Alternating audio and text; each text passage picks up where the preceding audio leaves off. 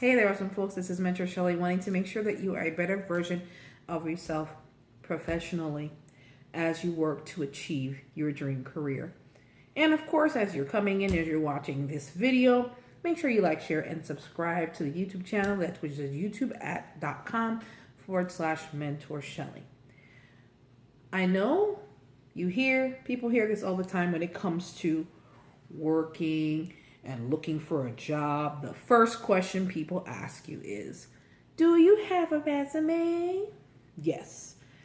In this day and age, you can get a job without one, but I find it hard pressed for you to do so, especially with all the other challenges that you have against you. You're working through applicant tracking systems that use a resume. There are most reputable companies, with the exception of you getting in there through a networking connection, they're all asking for resumes. So it's best to have a resume that represents you wholeheartedly instead of not having one and losing out on opportunities that could be coming your way.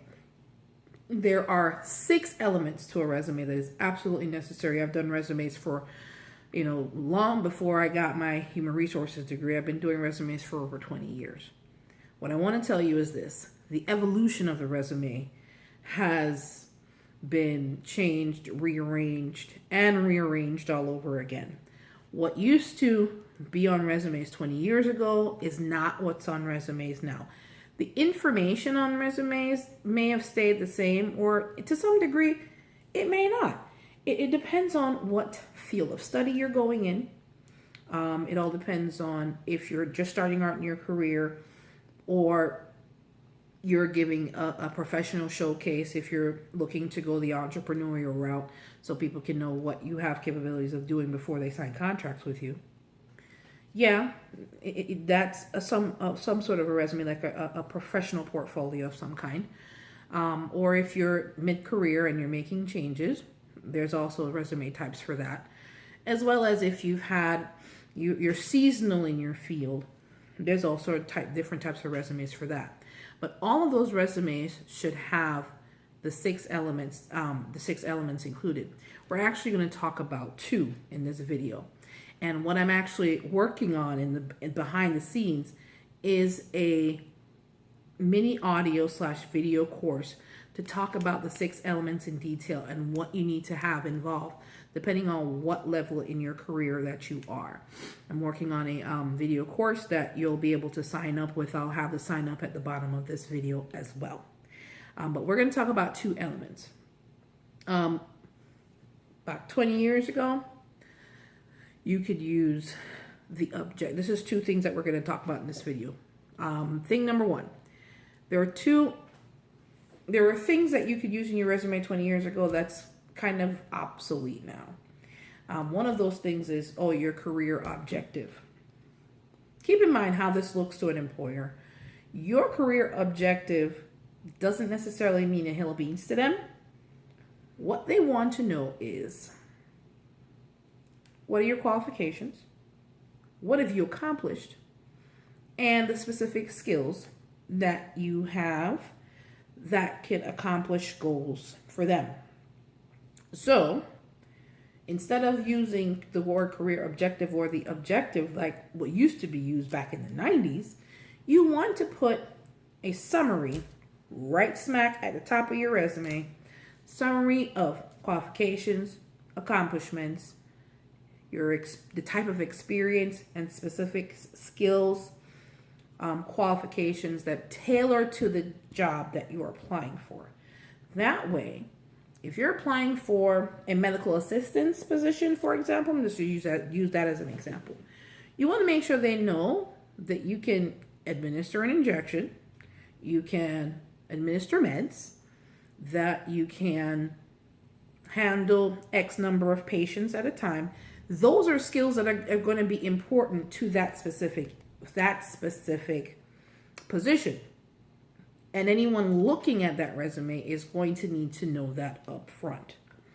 So that's just one element. The summary of qualifications, accomplishments, things of that nature. You also want to list in part B, which is part A is one of the 6 things. Second thing, which I said I was going to talk about 2 of those things. The second part of that, you want to start listing also your relevant skills and professional strengths that's tailored to the job you're applying for.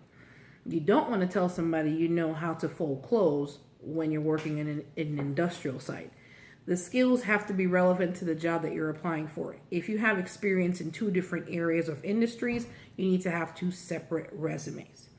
So keep in mind, there are 2 out of the 6 things that we talked about today. However,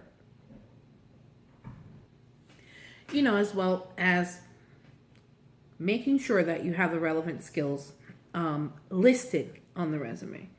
Things like, let's say, for instance, in the field of study that I'm involved with human resources, it's important to understand that we have a good knowledge of employment law, may have, specializations in employee relations or compensation, benefits, things of that nature. You want to list those as bullet points on your resume as well, because the employer that's viewing that is going to zone in on the skills and qualifications and professional strengths that you have, along with the accomplishments that you've already had. That's at the top half of your resume. They're going to make a quick decision within 15 seconds whether they want to go any further with your resume.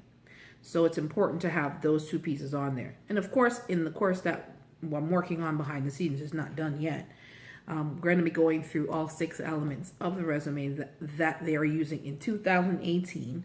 Now, what they were using back in 1995, because that is not going to get the attention that you want. Your resume is probably going to get ignored if you're using 1995 methods in 2018.